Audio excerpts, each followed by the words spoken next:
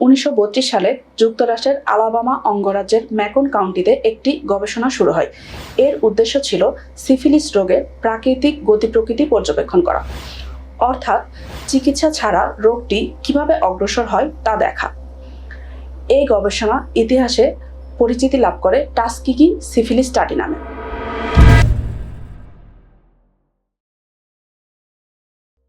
এটি পরবর্তীকালে চিকিৎসা নীতিশাস্ত্রের অন্যতম বড় ব্যর্থতার উদাহরণ হিসাবে বিবেচিত হয়। গবেষণাটি পরিচালনা করেছিল যুক্তরাষ্ট্রের পাবলিক হেলথ সার্ভিস, সহযোগিতায় ছিল টাস্কিগি ইনস্টিটিউট।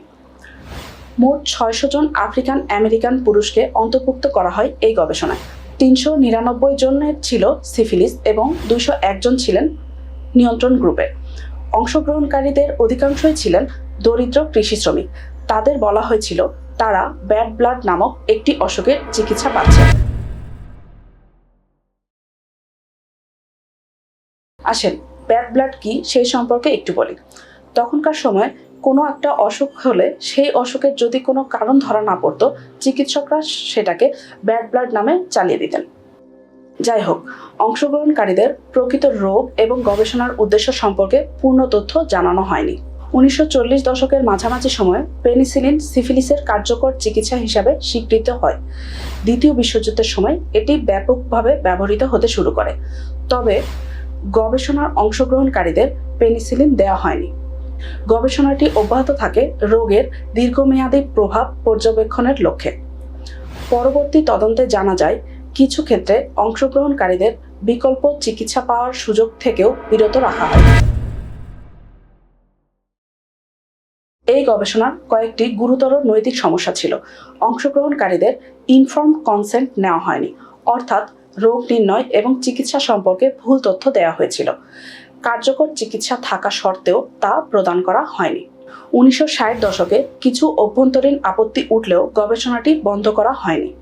1972 সালে সংবাদ মাধ্যমে বিষয়টি প্রকাশিত হয় এবং একটি অনুসন্ধানী প্রতিবেদনের মাধ্যমে জাতীয় পর্যায়ে আলোড়ন সৃষ্টি হয়। এর পরপরই গবেষণাটি বন্ধ করা হয়। কংগ্রেশনাল শুনানি শুরু হয় এবং একটি স্বতন্ত্র তদন্ত কমিশন গঠন করা হয়। 1974 সালে যুক্তরাষ্ট্রে ন্যাশনাল রিসার্চ অ্যাক্ট পাশ করা হয়। এর মাধ্যমে মানব অংশগ্রহণমূলক গবেষণার জন্য ইনস্টিটিউশনাল রিভিউ বোর্ড বাধ্যতামূলক করা হয়। পরবর্তীতে বেলমন্ট রিপোর্ট গবেষণার 3টি মৌলিক নীতি নির্ধারণ করে। তার মধ্যে রয়েছে respect for persons, beneficence and justice. 1997 সালে যুক্তরাষ্ট্রের প্রেসিডেন্ট বিল ক্লিন্টন হোয়াইট হাউসে আনুষ্ঠানিকভাবে গবেষণায় ক্ষতিগ্রস্ত ব্যক্তিদের এবং তাদের পরিবারের কাছে ক্ষমা প্রার্থনা করেন। টাস্কিগি সিফিলিস স্টাডি আধুনিক চিকিৎসা গবেষণার নৈতিকতার গুরুত্বকে নতুনভাবে সংজ্ঞায়িত করেছে। এই ঘটনা আমাদের স্মরণ করিয়ে দেয় বৈজ্ঞানিক অগ্রগতি কখনো মানবাধিকারের ঊর্ধ্বে নয়। গবেষণা যত গুরুত্বপূর্ণই হোক, তা অবশ্যই স্বচ্ছতা, সম্মতি ও ন্যায়নীতির ভিত্তিতে পরিচালিত হতে হবে। ভিডিওটি ভালো লাগলে লাইক দিবেন, কিছু জানার বা কিছু বলার থাকলে কমেন্ট করে জানাবেন এবং চ্যানেলটি সাবস্ক্রাইব করে আমাকে উৎসাহ প্রদান করবেন, যাতে আমি পরবর্তীতে আরও অনেক ভিডিও নিয়ে আসতে পারি। ধন্যবাদ।